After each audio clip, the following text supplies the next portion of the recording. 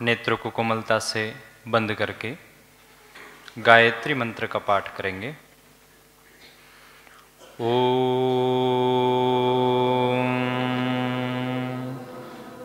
भूर्भुवस्वः तत्सवितुर्वरेण्यं भर्गो देवस्य धीमहि धियो यो नः प्रचोदयात्। मंचासीन श्रद्धेय विद्वत मंडल एवं इस द्विदिवसीय कार्यक्रम में पधारे हुए सभी अभिभावक गण एवं अतिथि महानुभाव एवं समस्त विद्यार्थीगण, सभी को हार्दिक नमस्ते। आचार्य ज्ञानेश्वर जी स्मृति दिवस एवं आर्ष गुरुकुल के वार्षिकोत्सव, इस द्विदिवसीय कार्यक्रम में हम सब सम्मिलित हुए और बहुत विशेष कार्यक्रम यहाँ पर संपन्न हुए। इन सब कार्यक्रमों को आप लोगों ने भी देखा, हमने भी देखा। विद्यार्थियों ने विभिन्न प्रकार के प्रदर्शन भी किए और आचार्य जी के स्मृति दिवस के रूप में विभिन्न प्रतिभागियों ने उनके संस्मरण भी सुनाए। इन कार्यक्रमों में जो भी आपको अनुभव हुआ है, अच्छा हो या आपको कुछ ऐसा लगा कि हमें इसमें कुछ परामर्श देना चाहिए, तो इस प्रकार की आपके मन में जो भी बातें हैं उस विषय को इस सत्र में रखने का विचार किया गया है। तो कुछ के नाम तो अभी आ गए हैं और भी मैं आशा करता हूँ नाम और भी आएंगे। तो जो भी यदि बोलना चाहे तो आप बीच में आकर भी मेरे पास आकर यहाँ पर नाम लिखा देवे। समय लगभग 4 से 5 मिनट रखते हैं। यदि संख्या अधिक होगी तो फिर उसके अनुसार फिर समय की हम व्यवस्था कर लेंगे। अभी 4 से 5 मिनट का आपका रहेगा, तो उसमें आप अपना नाम और यदि अभिभावक आते तो अपना नाम और विद्यार्थी का भी नाम लेकर और फिर अपने अनुभव या जो भी कोई परामर्श हो आपका वो यहाँ पर आप प्रस्तुत करेंगे। और जो अभिभावक बच्चों से मिले हैं, बच्चे अभिभावकों से मिले हैं, वो भी हमारे इस कार्यक्रम का एक भाग था। उससे संबंधित भी आप अपने अनुभव बता सकते हैं जी। तो और जो पीछे बैठे हैं वो और आगे आ सकते हैं, आगे रिक्त स्थान है, आगे आ जाइए आप लोग भी। और इधर माताएं भी जो पीछे हैं आगे आ जाइए, अभी रिक्त ही है ताकि और आप निकट आ जाएंगे। पीछे से आगे आ जाइए, 5 6 4 5 आगे आ सकती हैं। ओ ठीक है, आपका नाम क्या है? ठीक है, बैठो ना, फिर देखते हैं।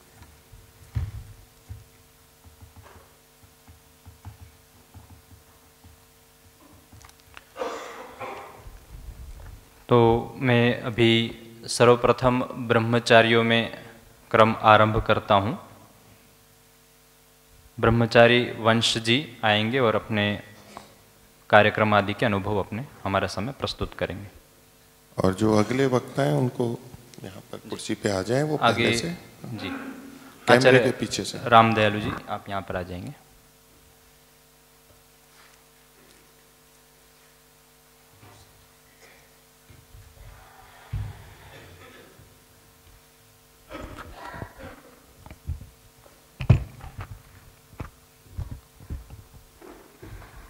ओम, सभी को सादर नमस्ते। आज इस द्विदिवसीय कार्यक्रम जो हमारा वार्षिकोत्सव और आचार्य ज्ञानेश्वर जी के स्मृति दिवस में मनाया गया था, इसके मैं आप सभी के समक्ष अपने कुछ अनुभव प्रकट करूंगा। मुझे इस द्विदिवसीय जो कार्यक्रम था इसके अंदर अत्यधिक आनंद आया। एक तो आचार्य ज्ञानेश्वर जी का जो स्मृति दिवस जो मनाया गया था, उसमें मेरे को आचार्य ज्ञानेश्वर जी के विषय में मतलब कुछ ज़्यादा जानकारी नहीं थी। इतना तो पता था कि इस गुरुकुल के आचार्य हैं और मतलब अच्छे थे। तो आज उनके बारे में मेरे को कई सारे अलग अलग लोगों के अनुभव सुनने को मिले हैं। फिर कई सारी अलग अलग प्रकार की ब्रह्मचारियों की प्रस्तुतियाँ, भजन, नाटिका आदि कई सारी यहाँ पर प्रस्तुतियाँ हुई थी। फिर इसके अलावा भी अलग अलग कई सारी गतिविधियाँ हुई। हमारा उपनयन वेदांत आदि हुआ था, तो उसमें भी अत्यधिक आनंद आया। फिर माता पिता जी आदि से मिलने का हमें समय दिया गया था। तो मेरा ये मतलब प्रथम बार था। तो कल मेरा यहाँ पर उपनयन और वेदांत संस्कार भी हुआ था और माता पिता जी से मिलने का समय भी दिया गया था। तो उसमें मैंने अपने माता पिता से बात करी, मतलब बड़ा अच्छा लगा। फिर बीच में मतलब मेरा मन यहाँ से घर जाने करने लगा। फिर मैंने मतलब अपने आप को रोका और फिर अभी मैं यहाँ से अच्छे प्रकार से रह पा रहा हूँ और अपनी विद्या के क्षेत्र में और उन्नति करने का प्रयास करूँगा। धन्यवाद। आपके पिताजी माताजी अभी हैं यहाँ पर? अभी हैं या चले गए हैं? तो एक बार खड़े होंगे पिताजी माताजी। अच्छा, ठीक है, बैठिए।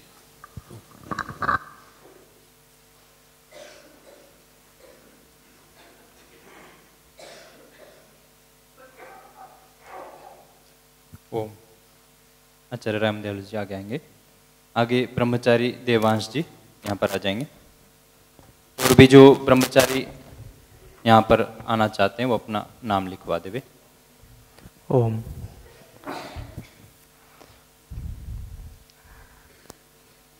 इस पवित्र मंच पर समुपस्थित गुरुजन, आचार्यगण, अन्य सभी पवित्र आत्माओं, इन 2 दिवसीय आचार्य श्री ज्ञानेश्वर जी के स्मृति दिवस, वेदारंभ संस्कार एवं अभिभावक आदि बच्चे से मिले अन्य वार्ता की, इन 2 दिनों के अनुभव में बहुत अच्छा ही उत्कृष्ट प्रदर्शन रहा है बच्चों का, ब्रह्मचारियों का।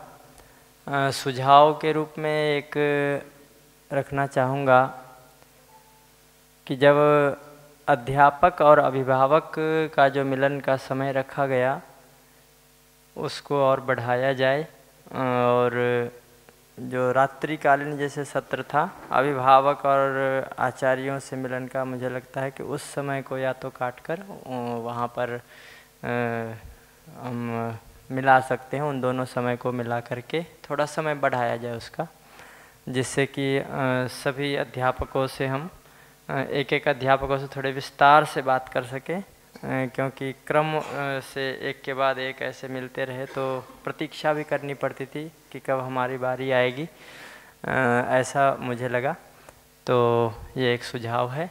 और बाकी बहुत ही सुंदर व्यवस्था, और सभी समादरणीय मुनि जी एवं अन्य सभी आचार्यगणों एवं व्यवस्थापकों का बहुत धन्यवाद।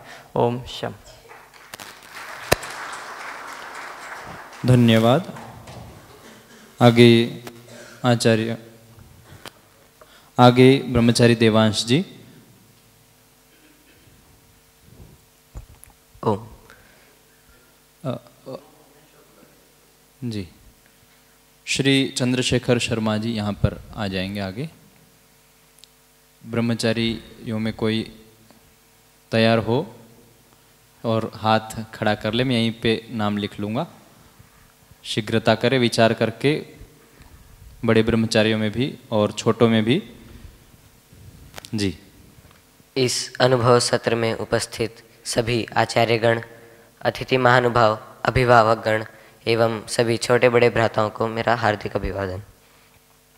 जैसा कि आप सभी जानते हैं कि अभी ये जो दो दिवसीय जो हमारा ये अभी वार्षिकोत्सव हुआ, इसकी बहुत ही पहले से तैयारी चालू कर दी गई थी, और बहुत ही पहले से जो तैयारी चालू कर दी गई थी, इसी के कारण हम आज इस वार्षिकोत्सव को अच्छी प्रकार से पूरा कर पाए।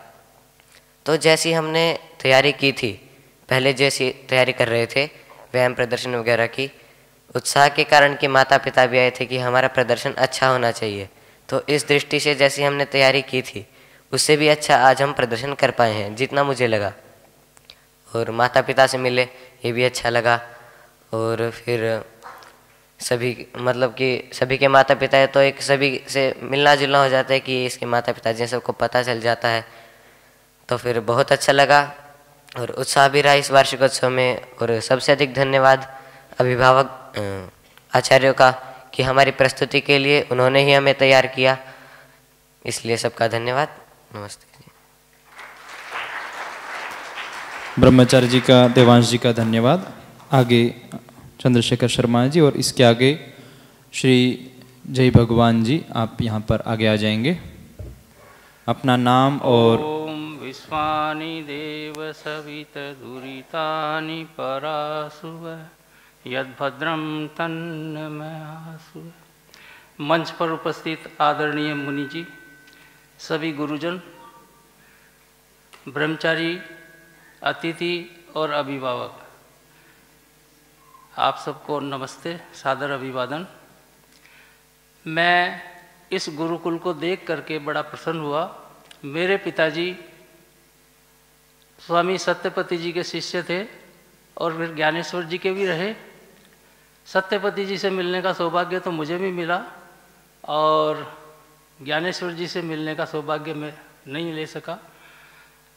लेकिन आज यहाँ पे आके लगा कि जो हमारी ऋषि परंपरा थी वो ऋषि परंपरा इन ब्रह्मचारियों के द्वारा आगे भविष्य में भारतवर्ष में फिर दिखाई देगी।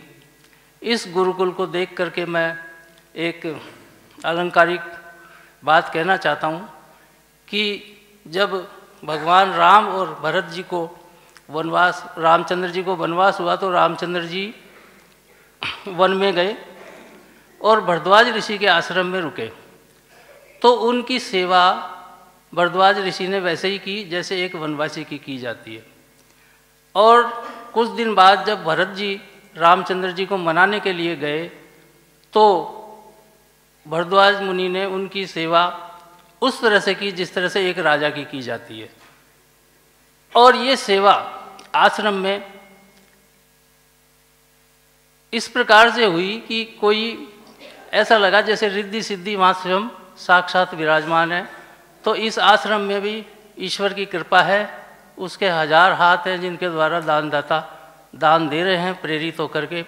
मैं भी ईश्वर से प्रार्थना करता हूँ कि ईश्वर मुझे भी इतनी सामर्थ्य दे कि मैं इस गुरुकुल की सेवा कर सकूं और भारतीय संस्कृति में मैं अपना थोड़ा बहुत योगदान दे सकूं। आज सुबह मुझसे भाव में थोड़ी सी त्रुटि हो गई, उसके लिए पुनः क्षमा चाहता हूं। मुनि जी का मेरे ऊपर बहुत प्रेम है, यद्यपि मेरे अंदर बहुत अवगुण है, लेकिन फिर भी उन्होंने मुझे अपनाया।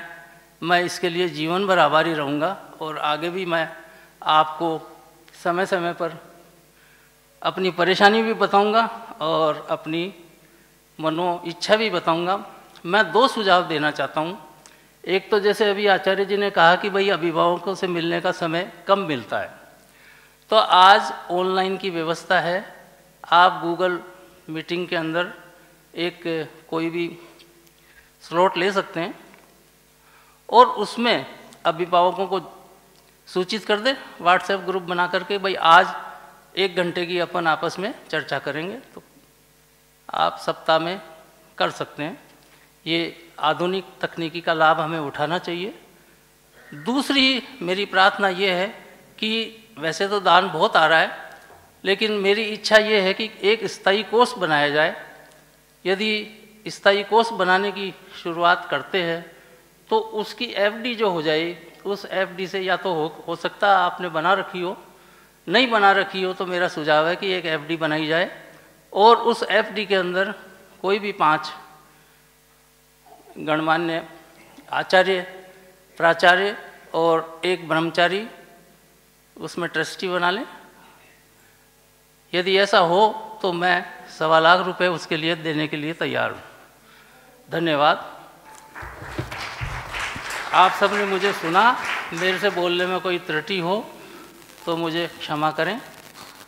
धन्यवाद। धन्यवाद।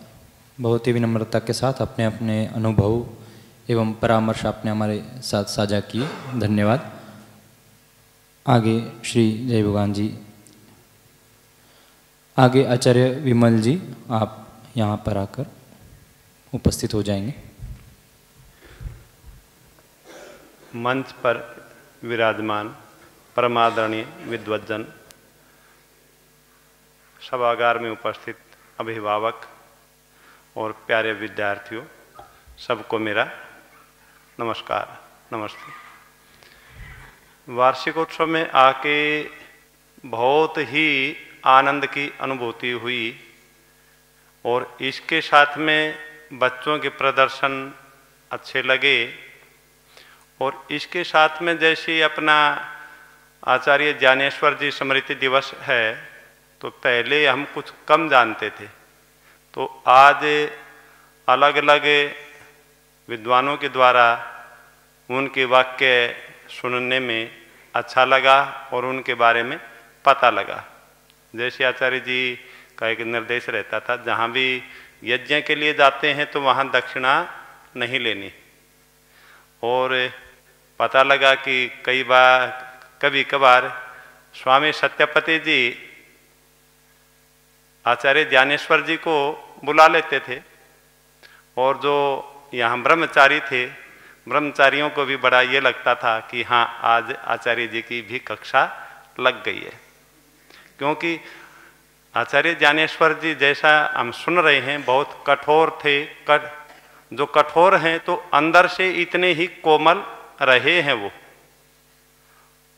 वो कोई बता भी रहे थे, जैसे कुमार वाला उदाहरण दिया था, वो यथार्थ है। अगर वो इतने कठोर नहीं होते, इतने व्यवस्थित नहीं होते, तो आज हम इतना सुव्यवस्थित कार्यक्रम नहीं देख पाते।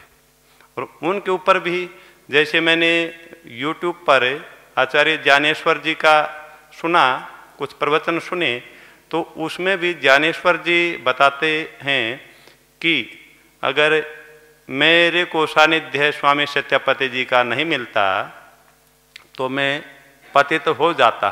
मतलब अपने जीवन में अगर हम किसी महापुरुष के, योगी व्यक्ति के सानिध्य में रहते हैं, उनको अपना गुरु मान के चलते हैं, तो हम बच जाते हैं, बुराइयों से बच जाते हैं। और इसमें वार्षिकोत्सव में ये भी अच्छी बात है कि हम अभिभावक भी एक दूसरे से परिचित हो जाते हैं। जैसे मैं कुछ अभिभावक को फ़ोन करता रहता था, फ़ोन से तो मैं जानता था उनको, परंतु यहाँ आने पर साक्षात दर्शन भी उनके हुए।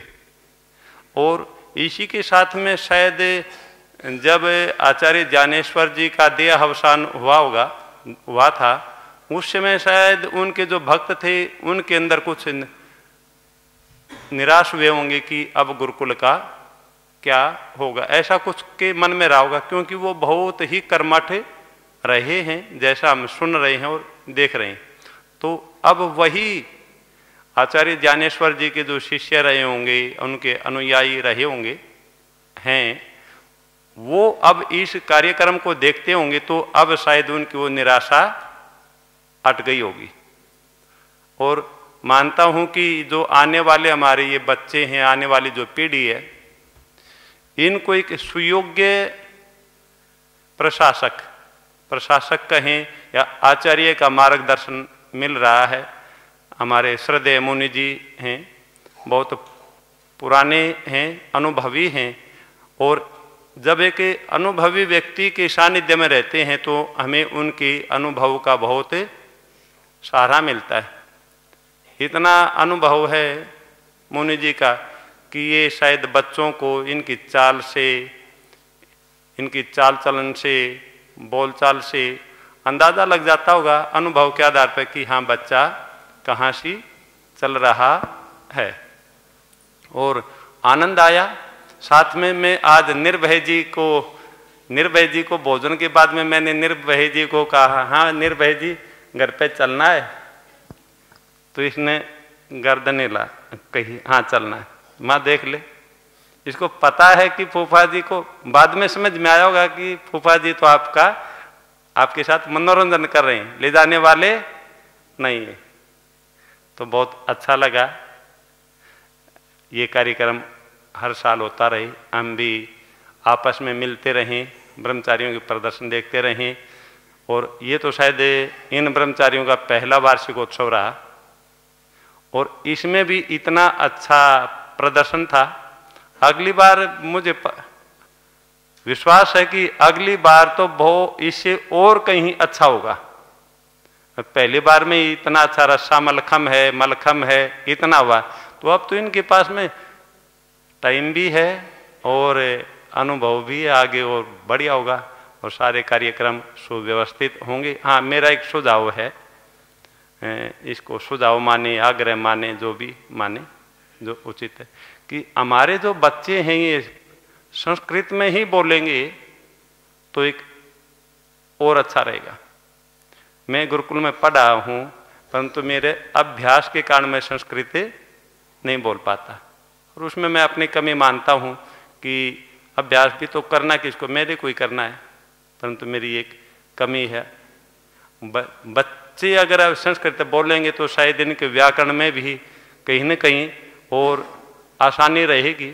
शुरुआत में सरल संस्कृत बोलेंगे, सरल से फिर धीरे धीरे कठिन संस्कृत की ओर जब जाएंगे ये पूरे, तो हो सकता है कि वो सारा जो अपने न्यास और पदमंजरी जो टीका इत्यादि है उसमें भी सुना है कि बहुत कठिन भाषा है, कठिन भाषा, तो वो शायद आसान रहेगी। कोई भी चीज़ है अगर हम बार बार उसकी पुनरावृत्ति करते रहते, ध्यानपूर्वक पुनरावृत्ति करते हैं, तो कुछ दिन के बाद में वो आसान हो जाती है। मान लीजिए कोई रसामलखम करता, पहले दिन मुश्किल लगता उसको, तब निरंतर करेगा तो वो रसामलखम आसान हो जाएगा। ऐसी भाषा की उसमें जो शुरुआत में ये आसान बोलेंगे, जो हमारे छोटे ब्रह्मचारी और जचेंगे, ये समाज में भी एक विशेष संदेश जाएगा और फिर सरल से कठिन भी आ जाएगी और कठिन से सरल भी आ जाएगी। हो सकता कहीं इनका सामना ऐसे विद्वानों से पड़े, जैसे मैं अध्यापन का कार्य करता हूँ मैं हरियाणा सरकार में, तो वहाँ अभी हमारा 3 दिवसीय कोई ट्रेनिंग चल रही थी। उसमें एक बहुत पुराने कोई बिहार के रहे हैं वीरेंद्र पांडे जी, वो आए, वो इतनी धारा प्रवाह संस्कृत बोल रहे थे और इतनी व्यवस्थित बोल रहे थे, हम लोग समझ रहे थे आराम से, परंतु बोल नहीं पा रहे थे। तो हमारे बच्चों का भी ऐसे लोगों से वास्ता पड़े न पड़े तो कहीं इनको बोलने का अवसर मिले तो अपना वो दिखाना भी है, हाँ भाई हमें आता भी है। ऐसे इन्हीं शब्दों के साथ मैं अपनी वाणी को विराम देता हूँ। धन्यवाद। धन्यवाद। आगे मुनि जी आप आगे आ जाएंगे और आगे आचार्य विमल जी अपने अनुभव प्रस्तुत करेंगे। माताओं बहनों में से जो अनुभव सुनाना चाहते हैं कृपया नाम लिखवा देवे। अब तक आपकी ओर से एक भी नाम नहीं आया है, शीघ्रता करें। और ब्रह्मचारियों में से भी जी, तो जी आप इनके बाद मुनि जी के बाद आ जाइएगा जी। ओम। थोड़ा सा एक स्पष्टीकरण चाहूँगा कि प्रतिभाव कार्यक्रम के लिए रखने हैं, आश्रम के लिए? केवल कार्यक्रम के लिए, ठीक। बोलना चाहें तो बोलें, क्योंकि कार्यक्रम आश्रम में हो रहा है इसलिए। ठीक तो, जैसा जी धन्यवाद।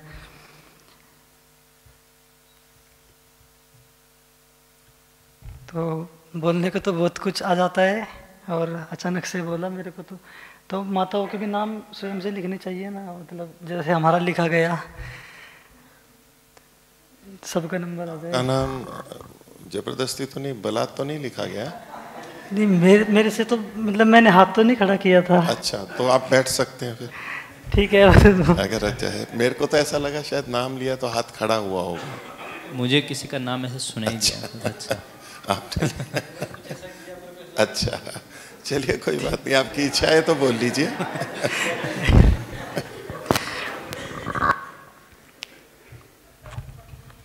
जी, तो देखिए यहाँ पर कुछ बातें हैं जो मैं बहुत मतलब पहले से हूँ तो बहुत कुछ बातें, कुछ पुराने पुराने लोग भी मेरे संपर्क में रहते थे, तो उनसे भी कुछ कुछ बातें सुनने में आती थी, तो थोड़ा सा उनको देखते हुए कुछ बातें रखता हूँ। तो जैसे आश्रम में एक व्यवस्था बदलती है, कुछ पुराने लोग रह रहे होते हैं पहले से, तो जैसे इस आश्रम में आचार्य ज्ञानेश्वर जी के बाद पूज्य मुनि जी आए, उस समय व्यवस्था में परिवर्तन हुआ, बहुत सारे उसमें अंतर आया। तो कई लोग जो हैं वो बहुत अधिक तुलना करने लग जाते हैं, और मेरे पास भी बातें आती रहती थी बहुत सारी, जो पुराने लोग थे बताते थे कि नहीं ऐसा हो गया, पहले वैसा था, ये था, वो था। उसमें कई बार अतिवाद होता है, और वास्तव में देखें तो समझ की कमी होती है। जो परेशानियाँ वो बाद में बताते थे वो पहले भी होती थी, बहुत सारी परेशानियाँ। ऐसा नहीं होता कि आश्रम में हर कुछ जो है वो सब ठीक ही चल रहा हो। बहुत अच्छे का प्रयास होता है, बहुत अच्छा यहाँ से किया जाता है, लेकिन फिर भी कुछ अव्यवस्थाएं रह ही जाती हैं, छोटी छोटी बातों में कुछ हो जाता है, तो उनको लेकर के बहुत बातें आती रहती थी। पर मेरा तो शुरू से विश्वास था ही, मुनि जी का जीवन देखा था हमने 1 वर्ष यहाँ पर पहले, तो मतलब मैं आश्वस्त था, लेकिन मैंने यहाँ पर आकर के फिर मैं रहा, जब बाद के काल में 1 साल फिर यहाँ पर रहा था, तो उस काल में मैंने व्यवस्थाएं देखी, तो मुझे बिल्कुल ऐसा अनुभव नहीं हुआ कि पहले के समय से कुछ कम यहाँ पर कमी आई है, बल्कि मुझे ऐसा लगा कि आचार्य जी की आधारशिला पर और अच्छा कार्य और अच्छी सुव्यवस्था यहाँ पर हुई। और मतलब एक एक चीज़ का बहुत अच्छे से ध्यान रखा गया।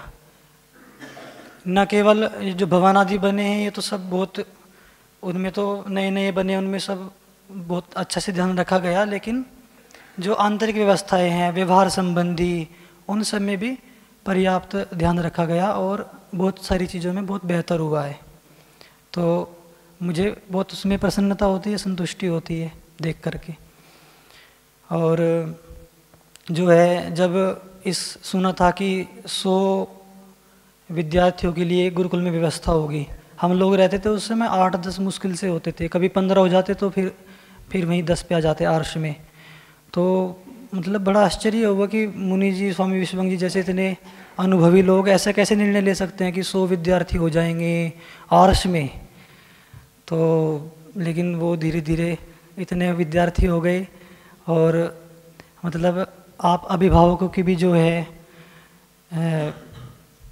एक मतलब प्रशंसनीय बातें हैं, और बड़ा आपके प्रति भावनाएं बनती हैं कि कितने आपने भावनाओं से इन सभी छोटे विद्यार्थियों को आर्ष में भेजा, परीक्षा पद्धति से दूर रख करके। बहुत बड़ा निर्णय होता है। मेरे भी बचपन ऐसे ही बीता है, मैं भी ऐसे ही रहा, तो मैंने वो सब चीज़ों को अनुभव किया, क्या क्या जोर आते हैं, विद्यार्थियों के मन में भी क्या क्या समस्याएं आती रहती हैं, वो सब होता है चीज़ें। तो काफ़ी अच्छा है, बहुत संतुष्टि है, और सभी आचार्यगण लगभग मैं सभी से परिचित अच्छे से हूँ, तो बहुत ही योग्य और कुशल हैं, और व्यवस्था आदि में बहुत निपुण हैं, अच्छे से अच्छे के लिए प्रयास करते हैं।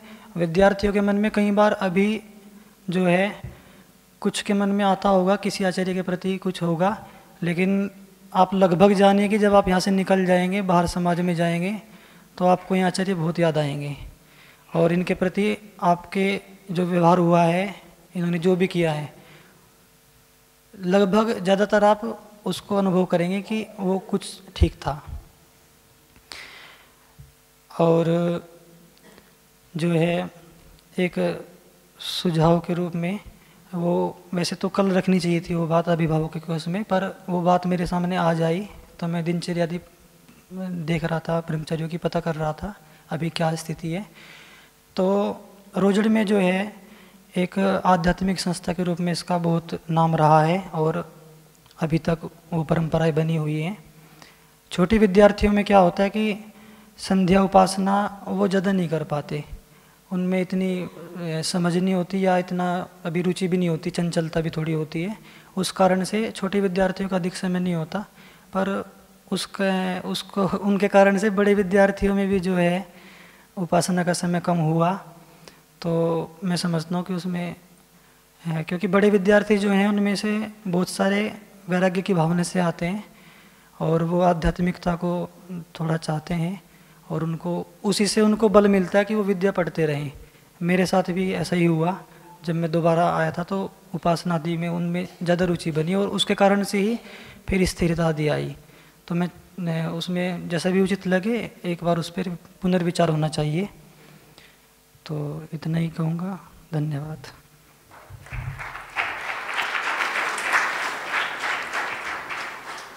धन्यवाद आचार्य जी का। आगे मैं मुनि जी से निवेदन करता हूँ और जो श्रीमान जी हाथ खड़ा कर रहे थे आप यहाँ पर आ जाएंगे जी। माताओं बहनों से अब औरों से मत पूछिए, जितने नाम आ गए उतने अध्यापकों में बिजी हो जाएंगे। स्मृति से स्वामी सत्यपति जी, आचार्य ज्ञानेश्वर जी और परमपिता परमेश्वर का मैं स्मरण करते हुए सभी को मेरा नमन है, वंदन है। मैं श्रद्धेय स्मृति से ज्ञानेश्वर जी के कुछ संस्मरण और बताना चाह रहा जो व्यवहारिक है, मेरे जीवन में सफलता पाई मैंने। तो मैं अपनी पुत्री के लिए वर ढूंढ रहा था और मेरी पुत्री ने बीटेक किया हुआ था। तो मैं कई जगह बायोडेटा उनका भेजा उसका। तो मुझे एक मजिस्ट्रेट का ऑफ़र आया कि हमारे गुण आपके पुत्री से काफ़ी मिल गए हैं और हमारे से आके बात कर लो। तो उन्होंने मजिस्ट्रेट को कहीं हमारे शहर में ही रहे होंगे, तो मेरी सारी उन्होंने इंक्वायरी पहले ही करवा ली थी कि ये किस इस तरह के आदमी हैं, कैसे कैसे नहीं, अपने उनसे हेल्पर से सहायकों से। और तब उन्होंने मुझे ऑफ़र दिया और फिर उन्होंने बताया कि हमारा बेटा अमेरिका में जॉब करता है और उसे ग्रीन कार्ड भी मिला हुआ है। उस टाइम ग्रीन कार्ड भी अब तो मिलना ही बंद हो गया, पहले वो भी बड़ी मुश्किल से मिलता था। ये सारी चीज़ें उन्होंने मुझे दी, ऑफ़र दी और आके आप मीटिंग कर लो।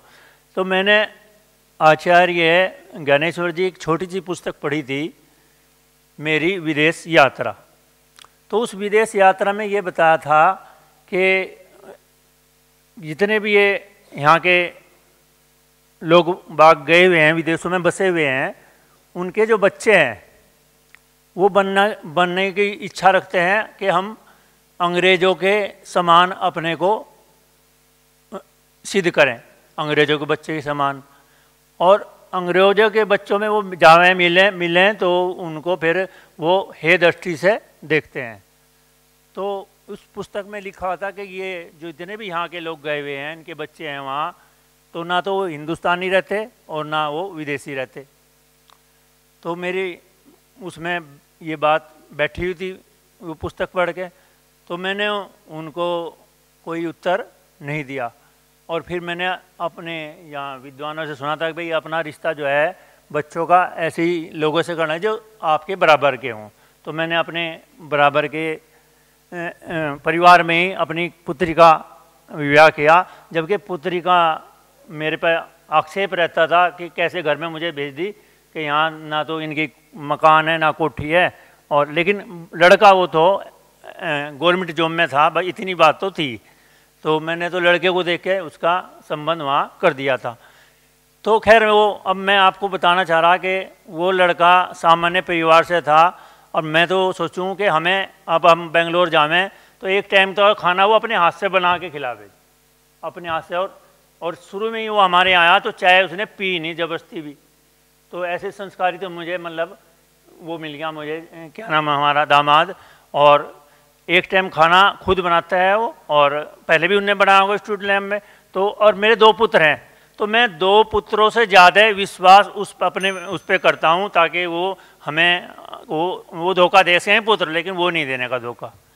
ये तो मैं बताया। और थोड़ा सा सुझाव ये है मेरा कि जो यहाँ ब्रह्मचारियों का व्यायाम प्रदर्शन हो रहा था उसमें सुरक्षा के लिए थोड़ा सा प्राथमिक शिक्षा की व्यवस्था भी साथ साथ रहे और जैसे एक गद्दा बिछाया था उसमें एक दो गद्दा और बिछा दिया जाए ताकि कोई दुर्घटना हो जाए तो हमारे बच्चों का जीवन जो है सुरक्षित रहे। तो ये एक मेरा विशेष सुझाव है। और अगली मेरी शुभकामना है कि ये जितने ब्रह्मचारी बैठे हैं यहाँ पढ़ रहे हैं, मैंने गुरुकुल बहुत देखे हैं, लेकिन ये जो है गुरुकुल वर्ल्ड लेवल का गुरुकुल है और इसमें आपका भविष्य सुरक्षित रहेगा, कोई भी हताश निराश ब्रह्मचारी ना हुए। और हमारे आचार्य जो हैं मुनि सत्यजीत जी, इनकी तो मैं आपको बताऊं सच्ची बात अपनी हृदय से, इनको गुरुकुल के लिए तो ये अपने बस ये कह दूं मैं को जान देने को भी तैयार हैं। इन्होंने इतनी इनकी भावना है, ये मैं अपने अनुभव से कह सकता हूं। धन्यवाद। धन्यवाद मुनि जी का। आगे आप श्रीमान जी और अपना नाम भी बता देवे। आदरणीय महानुभाव, नमस्ते। मेरा नाम समाधान पाटिल है, मैं जलगांव से आया हूँ, महाराष्ट्र में आता है जलगांव। और सभी अभिभावकों को, ब्रह्मचारी और माता बहनों को नमस्ते। मैं मेरे अनुभव बताना चाहता हूँ मुनि जी। मैंने सत्यार्थ प्रकाश 3-4 बार पढ़ा। सत्यार्थ प्रकाश पढ़ने के बाद जो स्नातक की पढ़ाई है सत्यार्थ प्रकाश में, वो पढ़ी थी। छंद कल्प ज्योतिष इतने साल में पूरे कर लेना चाहिए। नचिकेत अष्टाध्यायी महाभाष्य इतने साल में पूरे कर लेना चाहिए। फिर पिंगलाचार्य परिणित छंदम शास्त्र, ब्राह्मण ग्रंथ, वेद, दर्शन शास्त्र। तो ऐसा सपना था कि ये पढ़ाई तो मैंने नहीं की, मेरा पुत्र कर पाए।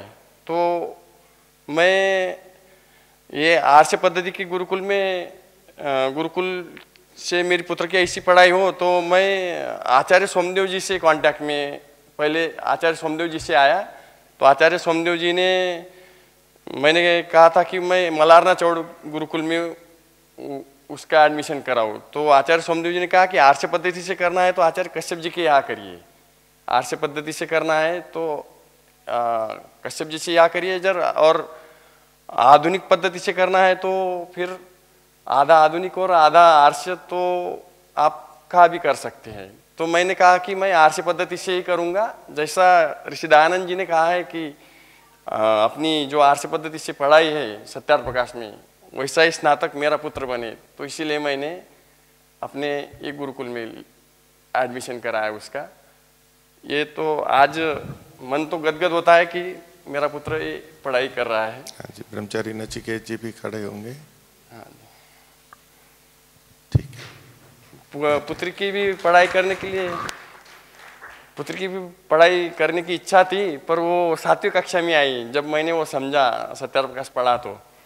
पर पाणिनि कन्या आचार्य पाणिनि कन्या गुरुकुल की आचार्य नंदिनी जी से भी कांटेक्ट किया, पर उन्होंने भी नहीं एडमिशन लिया। फिर शीतल जी से भी कांटेक्ट किया था 10वीं कक्षा के बाद।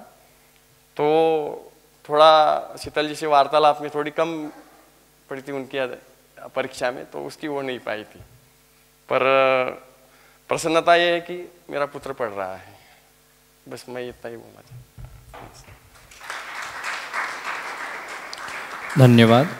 आगे ब्रह्मचारी अरुण जी और आपके आगे श्रीमान रामेश्वर जी आप आ जाएंगे। और जी चलो आप करें। आचार्य जी और सभी को नमस्ते। मैं आचार्य सबसे पहले आचार्य कश्यप जी को धन्यवाद देना चाहता हूँ, क्योंकि मैं अपने पिताजी को मना कर रहा था कि मत बुलाइए आचार्य जी से, लेकिन आचार्य जी ने पहले ही फ़ोन करके बुला दिया था पिताजी को। और पिताजी वहाँ से निकल आए और मैं सोचा कि पिताजी से अब क्या मिलेंगे, तो आचार्य जी ने बुला दिया था।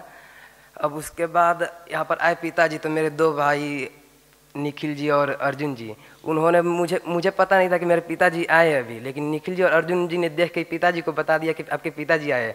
और मैं गुरुकुल भवन में था तो वो लोग बोल दिए कि आपके पिताजी आए, चलो भेंट कर लो। तो मैं सोचा कि नहीं, इनको तो पता ही नहीं, पिताजी पहली बार आए इस गुरुकुल में, पता ही नहीं इनको कि कौन मेरे पिताजी है। तो मैं संचय में गया उधर, तो देखा कि पक्का मेरे पिताजी आए हैं।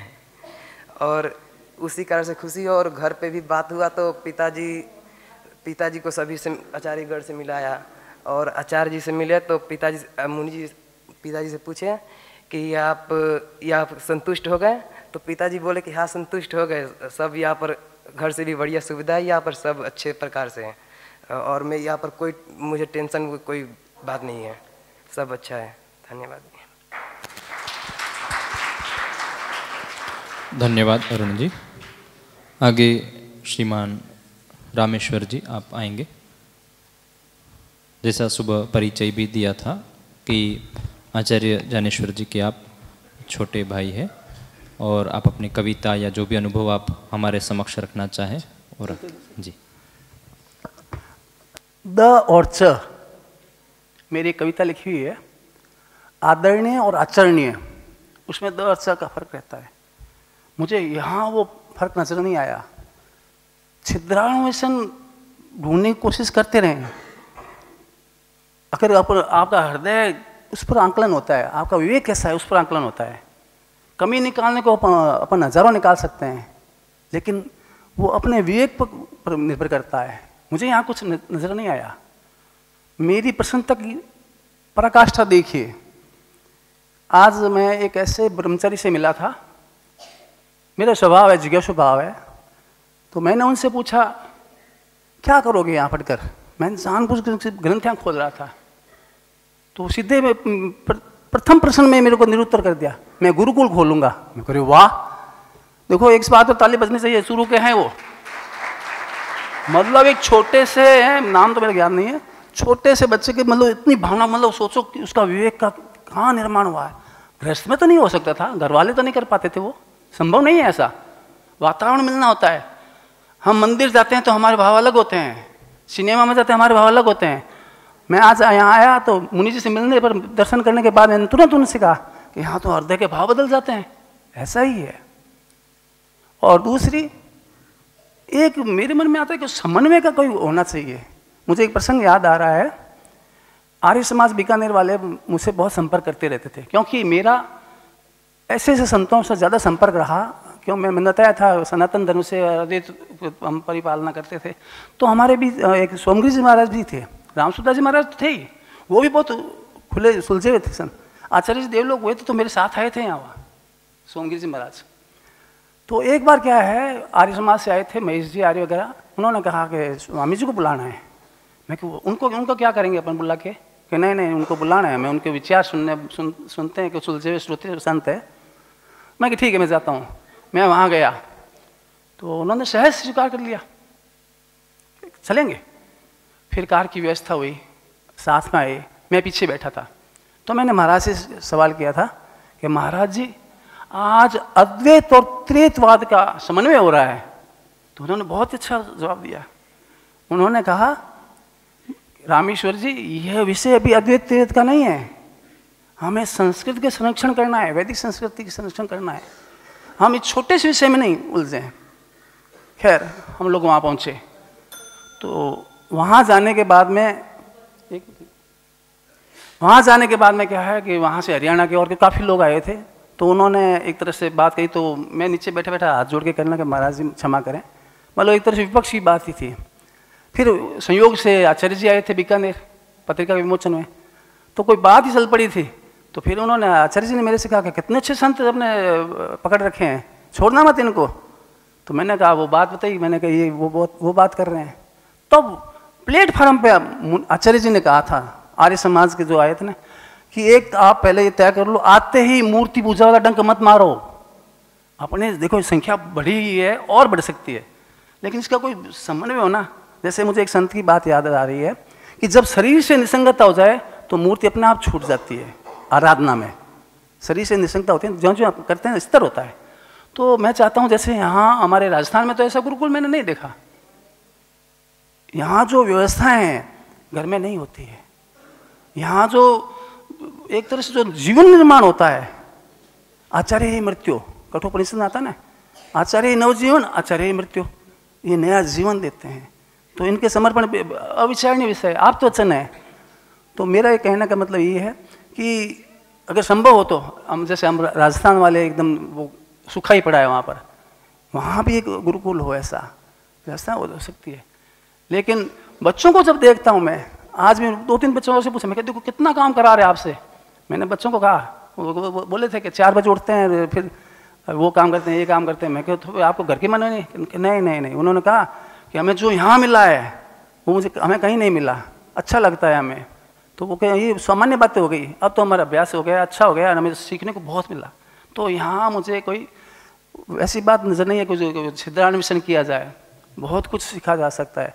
और सबसे बड़ी बात कि यहाँ सब वर्ग के उम्र वालों को यहाँ व्यवस्था दी गई है। तो मैं मंच पर साक्षात सरस्वती पुत्र बैठे हैं, उन सबको नमन वंदन करता हूँ, आभार व्यक्त करता हूँ कि आप दीर्घायु हो और इस संस्था का नाम समझो। और मुझे बड़ी प्रसन्नता हो रही है, कुछ मेरी प्रतिकूलता, लेकिन हमें बड़ा स्नेह मिला है। और आचार्य जी के तो नमन वंदन नहीं है, सत्यपति जी की जय जय हो। बहुत बहुत आभार।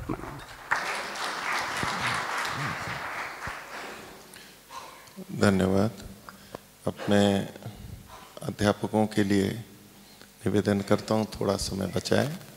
हमारे जो आचार्यगण हैं, अध्यापक हैं, वो अपना प्रतिभाव जो बोलना चाहें तो स्वागत है उनका। और किन्हीं को तो बोलना ही चाहिए। विमल जी भी समानता वाली बात रख रहे थे। प्रतिक्रिया होती है ना कि मेरे को ही क्यों बुला दिया, जो महिलाओं को भी तो बुलाना चाहिए था। सामाजिक समानता का अंदर से प्रतिक्रिया होती है ना, इनको भी, मेरे को बुलाया तो इनको भी तो बुलाओ।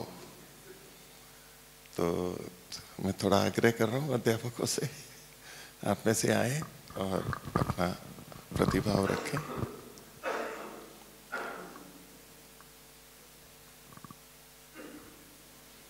तो मैं कहूँ कि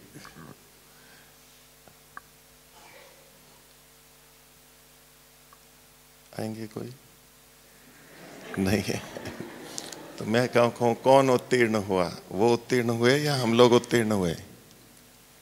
आप लोगों में से तो बहुतों ने बोल दिया। आइए आइए, स्वागत है।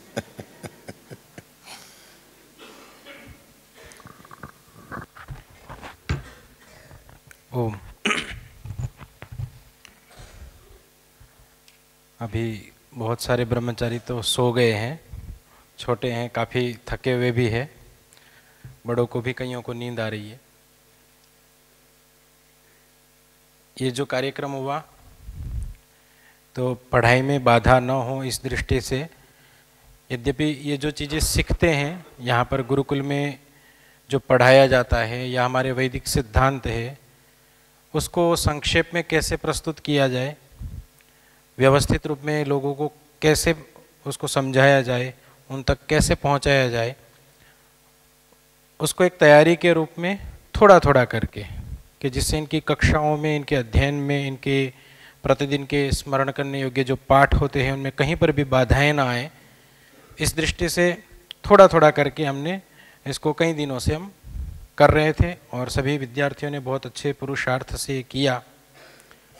और ये कार्य आदि करने के लिए हमें पूज्य मुनि जी से बहुत सारी चीज़ों की अनुमतियाँ लेनी होती है।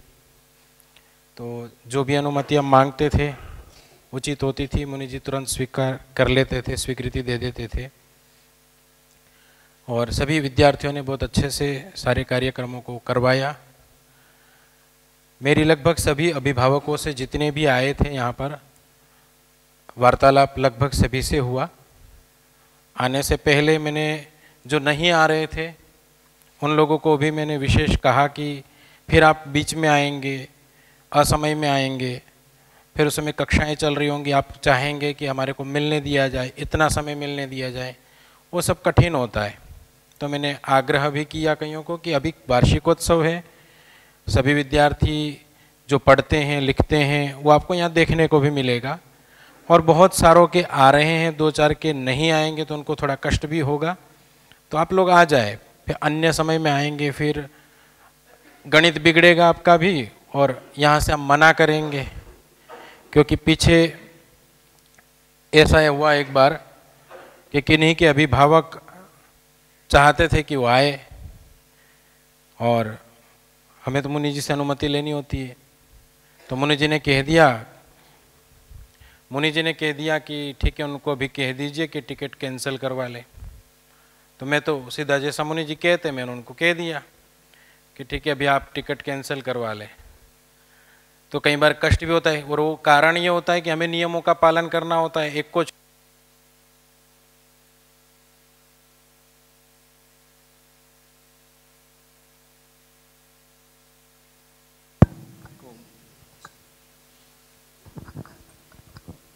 हो तो अन्यों को भी कईयों को फिर अवकाश देना पड़ता है, तो पक्षपात जैसी फिर चीज़ें होने लगती है। तो इस दृष्टि से सभी के लिए समान नियम हो। और अभी मुनि जी ने सूचना भी की थी कि वार्षिकोत्सव पर एक बार सभी अभिभावक आ सकते हैं और वार्षिकोत्सव से अतिरिक्त एक बार और आ सकते हैं। वो अपनी स्वतंत्रता पर छोड़ा गया है, आपकी जब अनुकूलता हो उस प्रकार से आप आ सकते हैं। पर उसमें भी थोड़ा विचार करके 6 महीने का एक उसमें अंतराल रहे, गैप रहे, उससे आएंगे तो ज़्यादा अच्छा होता है। फिर नज़दीक नज़दीक आ जाएंगे तो फिर लंबा गैप होने के बाद फिर लगता है कि एक बार तो मिल लें। तो खैर सभी अभिभावक प्रायः करके लगभग सभी अभिभावक आए, मेरे ख्याल से जिनका फ़ोन लगा नहीं या जिन्होंने फ़ोन उठाया नहीं उनको छोड़ करके बाकी सभी लगभग आए हैं। तो सभी अभिभावक आए, सभी विद्यार्थी खूब प्रसन्न हुए। आते हैं तो सब प्रसन्न होते ही है, लेकिन आज शाम को बहुत सारे अभिभावक गए तो कई सारे कोने में बैठ कर के रो रहे हैं, ठीक है। और अभी कल भी कई सारे रोएंगे। तो आना होता है तो बहुत प्रसन्नता होती है, जाना होता है तो थोड़ा कष्ट होता है। तो उसको विद्यार्थी भी समझेंगे और अभिभावक भी समझेंगे, ठीक है। और अभी तो उनकी स्थिति देख ही रहे आप, थके हुए हैं पूरे, अभी सो जाएंगे। और मैंने आचार्य जी से भी निवेदन किया है कल कि आचार्य जी 5:30 बजे से पहले तो मत उठाइएगा। और आचार्य जी ने तो उस समय स्वीकृति दे दी थी, तो आगे जैसा मुनि जी निर्देशन करेंगे वैसा कर लेंगे। ओम। धन्यवाद।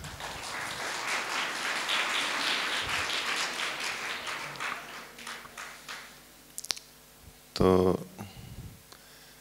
अंत में सबके लिए बहुत धन्यवाद। सब में हमारे सब ब्रह्मचारी बहुत उत्साह और प्रयत्न से, परिश्रम से इन्होंने बहुत सारे कार्य भी किए और अपनी प्रस्तुतियों को अच्छा किया। और जो आप सब अभिभावक आए इतनी दूर दूर से, समय निकाल के आए, प्रोत्साहित किया, उनको बहुत धन्यवाद। और जिन्होंने सहयोग प्रदान किया जिस भी रूप में, जितना भी, उन सबको भी बहुत धन्यवाद। गुरुकुल के समस्त आचार्यों को जिन्होंने इसके लिए बहुत प्रयत्न किया। और वैसे तो इस कार्यक्रम का निर्देश या तो कहें कि उसके लिए प्रस्ताव इन्हीं लोगों ने रखा कि ऐसा कार्यक्रम होना चाहिए। मैंने या हमने इस विषय में नहीं, इन्हीं की ओर से प्रस्ताव था कि ऐसा होना चाहिए, अच्छा प्रस्ताव।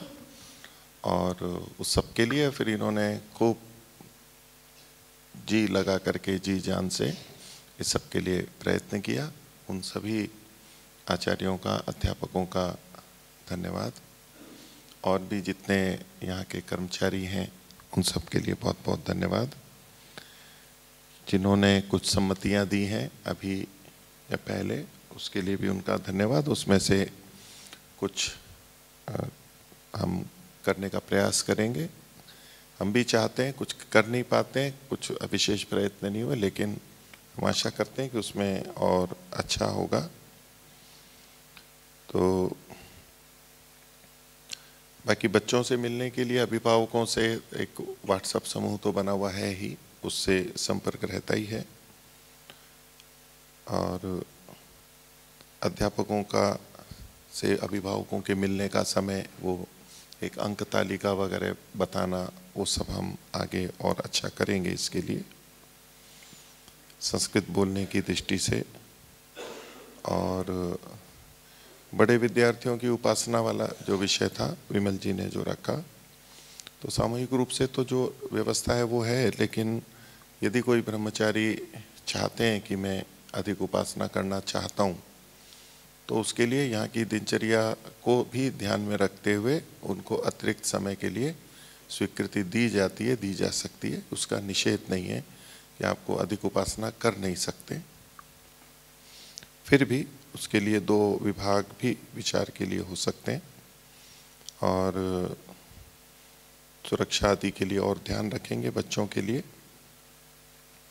एक इसके लिए हम कहें कि ये गुरुकुल के लिए जैसे बोलते हैं वर्ल्ड क्लास है, विश्व स्तरीय ऐसा जो कहते हैं, तो विश्व में मतलब भारत का किस विश्व के किस जगह से हम तुलना करें कि वहाँ विश्व में गुरुकुल ऐसे चलते हैं और उस तरह के विश्व स्तरीय हो। हम एक आप प्रशंसा करना चाहते हो वो ठीक है, लेकिन विश्व में और कहीं ऐसे गुरुकुल होते ही नहीं है।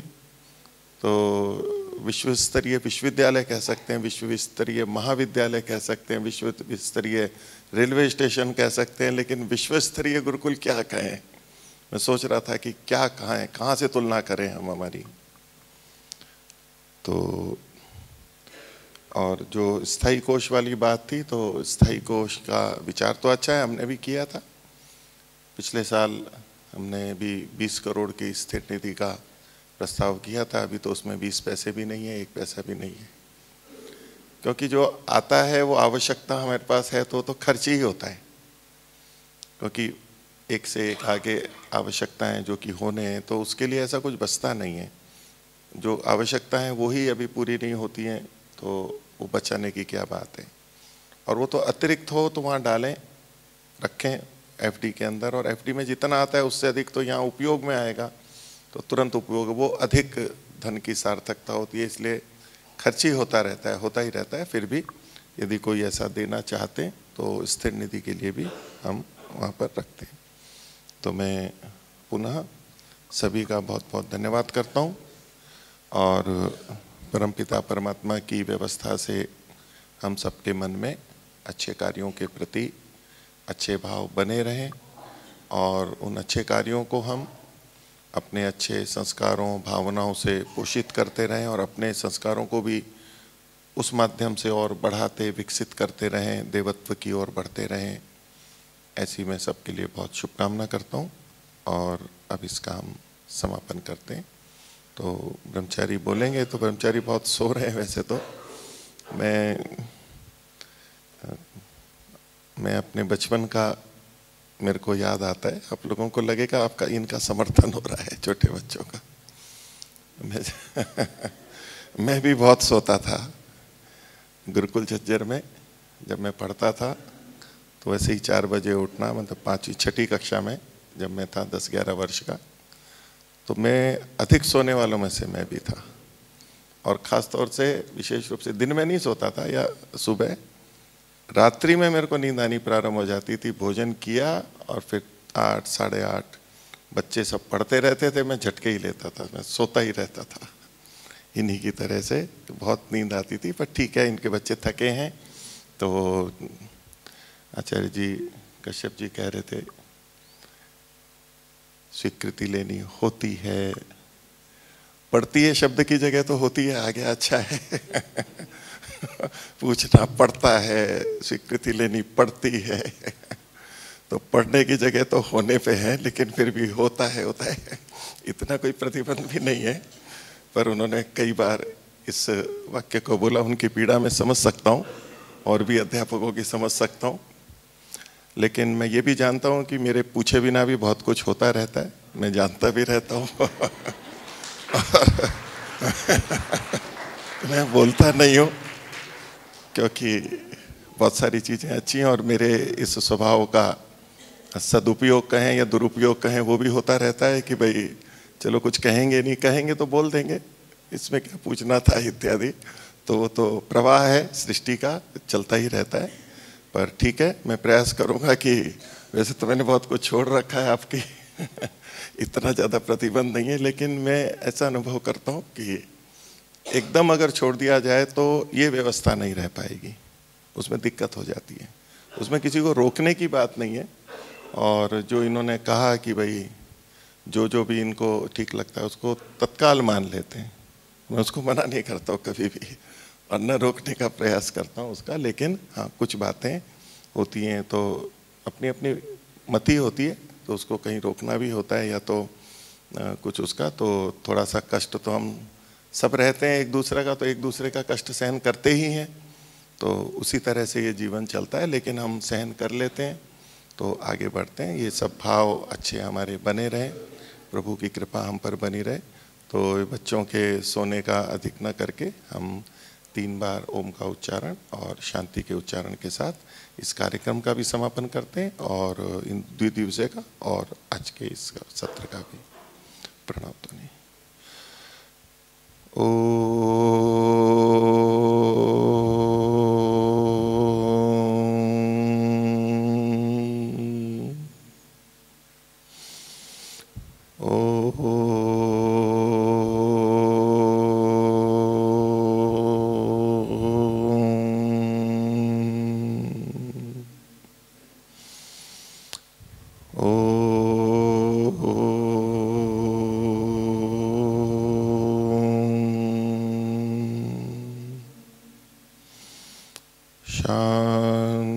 शांति शांति।